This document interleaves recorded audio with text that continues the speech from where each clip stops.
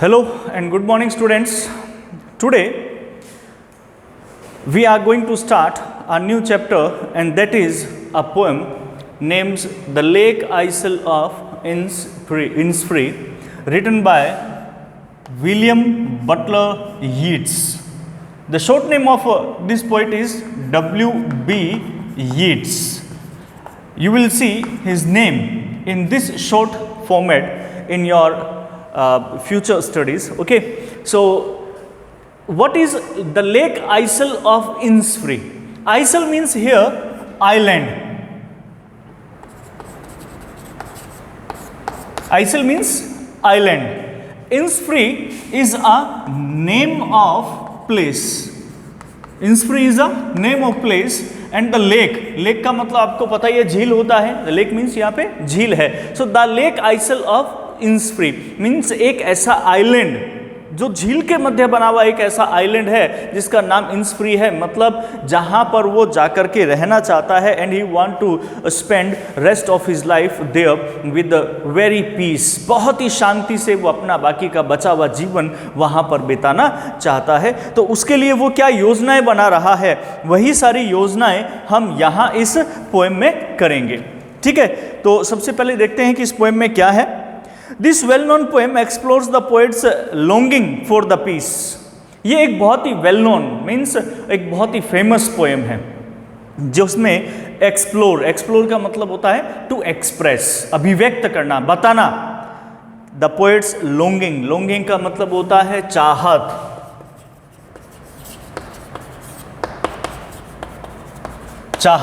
यानी कि एक व्यक्ति की जो चाहत होती है, जो इच्छाएं होती हैं, विश हम ये कह सकते हैं, क्या विश, कि here the poet is presenting his own wish to live very peacefully in that place and tranquility of Innisfree means he want to live there without any disturbance in Innisfree, a place where he spent a lot of time as a boy. And Innisfree is a place where he has spent a lot of time when he was a small child or in his childhood, कि अपने बचपन के अंदर वो इस स्थान के ऊपर बहुत ज़्यादा समय बिता चुका है. तो इसीलिए वो यहाँ पर कहता है, पोइट कहता है कि मैं यहाँ अपना जो है अधिकतम समय, अपना बाकी का बचा हुआ जीवन बहुत ही शांति से गुजारना चाहता हूँ.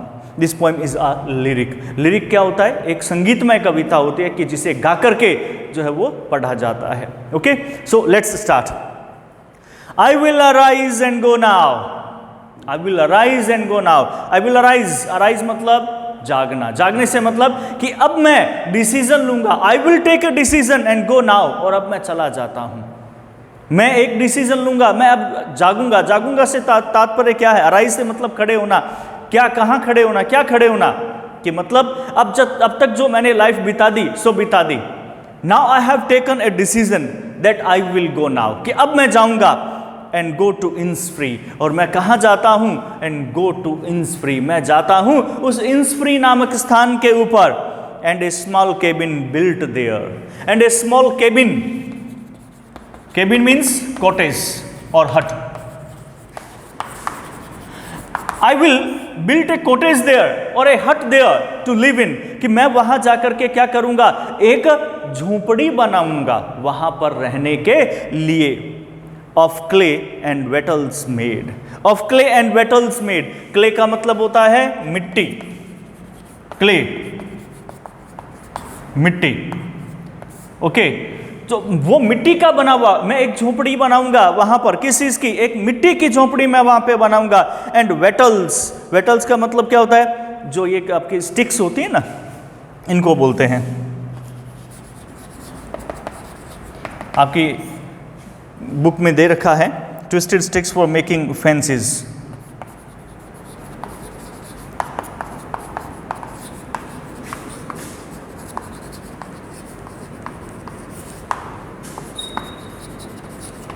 बाड़ बनाने के लिए, जैसे आपने देखा होगा कि घरों के बाहर एक बाड़ बनाते हैं, गांवों में आपने देखा होगा अपने खेतों के बाहर एक बाड़ बनाते हैं. तो उसके लिए वो क्या है कि मुड़ी हुई सी लकड़ियां लाते हैं. ट्विस्टेड का मतलब होता है मुड़ी हुई, स्टिक्स लकड़ियां. फॉर मेकिंग फेंस मतलब बाड़ बनाने के लिए मुड़ी हुई लकड़ियों का इस्तेमाल किया जाता है, तो यहाँ पर कवि कहता है कि मैं यहाँ वहाँ से लकड़ियाँ इकट्ठा करूँगा। I will collect twisted sticks from here and there, with that twisted sticks and the clay, मिट्टी दोनों के साथ मिला करके मैं क्या करूँगा, आई विल मेड अ हट टू लिव इन, मैं वहाँ पर एक झोपड़ी बनाऊँगा रहने के लिए।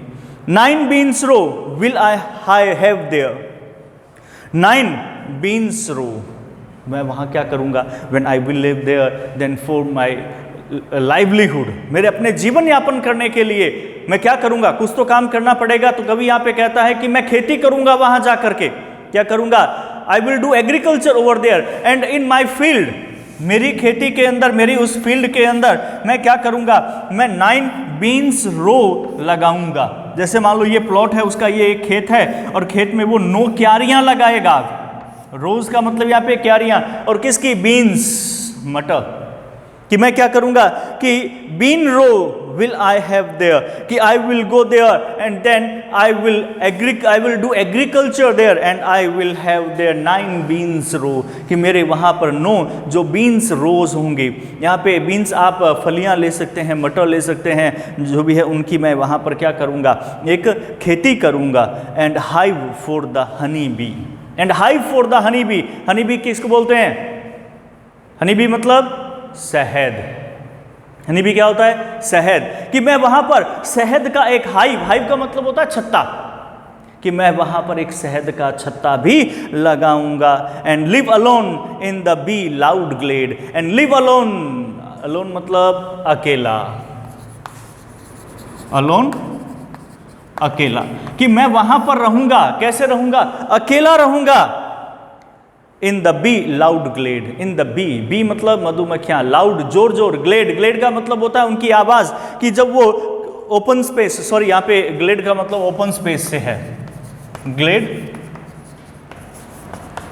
ओपन स्पेस, खुले स्थान में, कि मैं मधुमक्खियों के साथ में वहां पर खुले स्थान के अंदर अकेला ही रहूंगा। No one will be there to disturb my life, to disturb me, and I will live there peacefully, कि कोई भी मुझे वहाँ डिस्टर्ब करने वाला नहीं होगा और मैं बहुत ही शांति प्रिय तरीके से वहाँ पर रहूँगा। ठीक है, ये तो था आपके पास में first stanza. So I am repeating it again. I will arise and go now and go to Innisfree and a small cabin built there and of clay and wattles made. 9 beans rows will I have there, a hive for the honey bee, and live alone in the bee loud glade.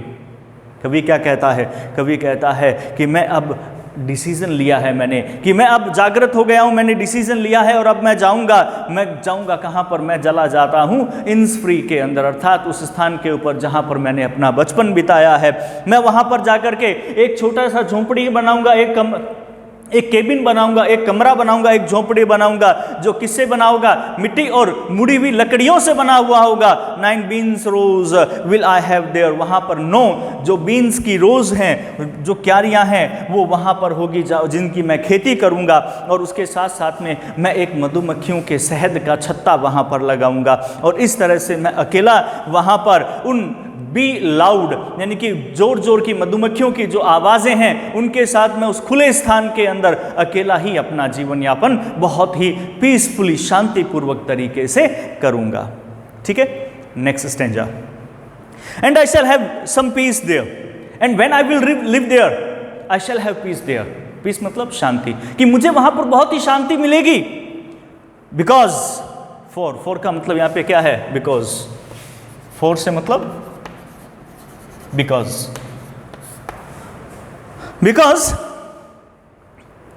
peace comes dropping slow। अब यहां पे वो देखो तुलना करता है कि because, क्योंकि पीस कम्स, शांति आती है, ड्रॉपिंग स्नो, कि जिस प्रकार से ड्रॉपिंग गिरना, स्नो बर्फ, कि जिस प्रकार से हल्के हल्के बहुत ही प्यारी सी बर्फ गिरती है, तो उस बर्फ के गिरने के साथ समान ही जो शांति है वो जीवन में आती है। हल्के हल्के धीरे धीरे जो शांति है वो जीवन में आती है। Dropping from the veils of the morning to where the cricket sings, मैं उस हल्की सी जब बर्फ गिरेगी, वहां पे बर्फबारी होगी, तो उस बर्फबारी में मुझे बहुत ही शांति मिलेगी। ड्रॉपिंग फ्रॉम द वेल्स, और वो क्या है, गिरेगी। Dropping from the well, well का मतलब होता है पर्दा,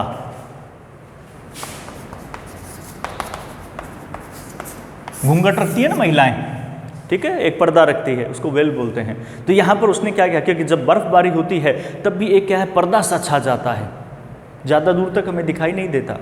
तो उसे एक कर्टन, एक पर्दे के रूप में उसने लिया है। तो उसने कहा कि dropping from the veils of the morning, सुबह का वो जो पर्दा है वहाँ से, अर्थात सुबह सुबह एक क्या होगा, बर्फबारी होगी, बर्फ गिरेगी तो एक पर्दा सा बन जाएगा, ठीक है। To where the cricket sings, और ये वो स्थान होगा जहाँ पर क्रिकेट, क्रिकेट का मतलब क्या होता है, कीट पतंगे, छोटे छोटे क्रिएचर्स, जीवाणु, छोटे छोटे जानवर जो कि क्या करते हैं, वहाँ पर गाते हैं। तो वो वहाँ से वहाँ गाते हैं, वहाँ मुझे बहुत शांति मिलेगी।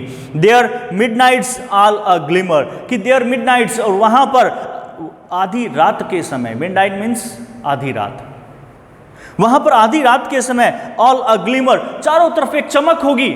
चमक किसकी, रात को चमकेंगे ना, जुगनू चमकेंगे, तारे चमकेंगे, जुगनुओं की चमक होगी, यहाँ पे वो बात कर रहा है। And A Noon a purple glow, और जो दोपहर होगी वो एक पर्पल के समान ग्लो, चमक लिए हुए होगी। पर्पल ग्लो क्यों होगा, क्यों बोला उसने, क्योंकि वहाँ पर पानी होगा, बर्फ होगी, बर्फ के ऊपर जैसे ही सूर्य की किरणें गिरेगी तो वो चमकेंगी, और वो जो चमकेगी तो उनका रंग जो होगा वो पर्पल कलर का होगा। इसीलिए वो कहता है कि दोपहर के समय सूर्य की किरणों की वजह से, कि जब दोपहर होगी, दोपहर के समय सूर्य की किरणों की वजह से वो जो बर्फ है वो पर्पल कलर की चमकेगी, जो मुझे बहुत ज़्यादा सुकून देगी। And evening full of the linnet's wings, और शाम जो है वो भरी हुई होगी, किससे, द लिनेट्स, लिनेट्स किसको बोलते हैं, लिनेट्स बोलते हैं किसको, जुगनुओं को। किसको बोलते हैं, जुगनुओं को। Small brown a grey bird which a short beak, जिसकी छोटी सी चोंच होती है, ठीक है। वैसे लिनेट एक छोटे से पक्षी को भी बोलते हैं। A small brown and grey bird, एक छोटा सा ब्राउन और ग्रे कलर का एक पक्षी होता है, विद ए शॉर्ट बीक, जिसकी छोटी सी चोंच होती है। यहाँ पर हम जुगनुओं की बात कर रहे हैं कि जुगनू जब रात को क्या कर, शाम के समय जब उड़ेंगे तो उनके पंखों की एक चमक होगी, ठीक है। तो मैं वापस से ये स्टेंजा रिपीट करता हूँ, देखते हैं क्या है इस स्टेंजा में। कहता है, and I shall have some peace there, और मुझे वहाँ पर शांति मिलेगी, मैं बहुत ही सुकून से जीऊँगा। शांति मुझे कहाँ से मिलेगी, क्योंकि पीस कम्स ड्रॉपिंग स्लो, मुझे वो शांति मिलेगी बर्फबारी के गिरने से। जब मैं बर्फबारी को होते हुए देखूंगा तो मुझे बहुत शांति मिलेगी। Dropping from the veils of the morning to where the cricket sings, कि वो बर्फबारी ड्रॉपिंग गिरेगी, वो ड्रॉपिंग का मतलब गिरना, किसका गिरना, ड्रॉपिंग्स बोला गया यहाँ पे बर्फ के गिरने को, कि वो बर्फबारी होगी from the veils of the morning, सुबह के उस पर्दे के पीछे से, कि उस सुबह के समय एक पर्दे के समान वो जो बर्फ है वो नीचे गिरेगी। कहाँ पर, to where the cricket sings, कि जहाँ पर क्रिकेट, क्रिकेट मतलब कीट पतंगे, सिंग्स गाते हैं, वो आवाज़ करते हैं, वहाँ बर्फबारी होगी। तो उस बर्फबारी के साथ में वो कीट पतंगों की आवाज़ सुन करके मुझे बहुत सुकून मिलेगा। There midnight's all a glimmer, वहाँ पर आधी रात के समय चारों तरफ जो है वो चमक होगी, क्योंकि शहरों में क्या होता है, शहरों में रात के समय जो है रोशनी जलती है, जब रोशनी होती है तो तारे दिखाई नहीं देते। अब वहाँ जंगल में उस आइलैंड के ऊपर, उस द्वीप के ऊपर कहीं पर किसी भी प्रकार की रोशनी तो होगी नहीं, तो रात को ही can see clearly all the stars, the sky full of stars. So to see that sky that is full of stars, it will give him so much peace. And noon a purple glow, फिर कहता है कि दोपहर के समय क्या होगा, कि जैसे ही सूर्य की किरण बर्फ गिरेगी, as the sun's rays will fall on the ice, the ice will glow in purple colour, कि जो बर्फ है वो पर्पल कलर के अंदर, बैंगनी कलर के अंदर चमक उठेगी, जो कि मुझे बहुत सुकून देगी। उसके साथ में and evening full of linnet's wings, और उसके साथ साथ कहता है कि शाम को वो जो छोटे पक्षी हैं उनके पंखों की आवाज़ से जो शाम है वो मधुरमय हो जाएगी, वो गूंज उठेगी, वो गाती रहेगी। मुझे वो भी बहुत अच्छी लगती है और मुझे सुकून मिलता है उसको देख करके। I will arise and go now. So again, that poet is taking a decision. अब यहाँ पर वो देखो कहाँ से जाएगा, उसके लिए वो कह रहा है कि कहाँ से वो जाएगा, कैसे स्थान से वो जाएगा, इसको एक्सप्लेन कर रहा है पोइट। कहता है I will arise and go now, इसलिए मैं अब खड़ा होऊंगा और मैं चला जाऊंगा। For always night and day, for always night and day, हमेशा के लिए, night and day मतलब पूरे समय के लिए, ऑलवेज हमेशा, नाइट एंड डे, दिन रात मैं वहाँ रहूंगा, मैं यहाँ वापस नहीं आऊँगा। I will not come back here again. I will go there.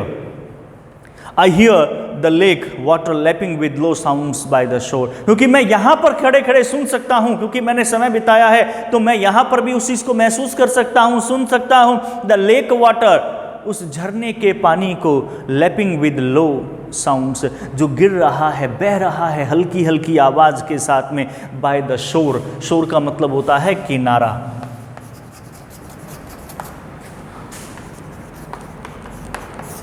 कि जो किनारा है उस किनारे पर धीरे धीरे वो टकराता हुआ पानी जो बह रहा है, उसकी मधुर सी वो आवाज़, वो मैं आज भी अभी भी यहाँ पर सुन सकता हूँ. While I stand on the roadway, क्योंकि अभी मैं जबकि कहाँ खड़ा हूँ, मैं रोडवे, रोडवे मतलब सड़क के किनारे पर, कि मैं एक सड़क के किनारे पर खड़ा हूँ. और ऑन द पेमेंट्स ग्रे, या फिर मैं पेवमेंट पगडंडी पर खड़ा हुआ हूँ कहीं पर, मैं कहीं पर भी खड़ा हूँ, पर आज भी मैं सुन सकता हूँ, महसूस कर सकता हूँ उस झरने के कलकल बहने की आवाज़. तो इसीलिए मैं यहाँ से अब चला जाऊँगा, क्योंकि यहाँ तो बस केवल क्या है, आवाज़ है किसकी, इन गाड़ियों की. I hear it in the deep heart's core, मैं उसे सुन सकता हूँ. कहाँ से मैं उसे सुन सकता हूँ?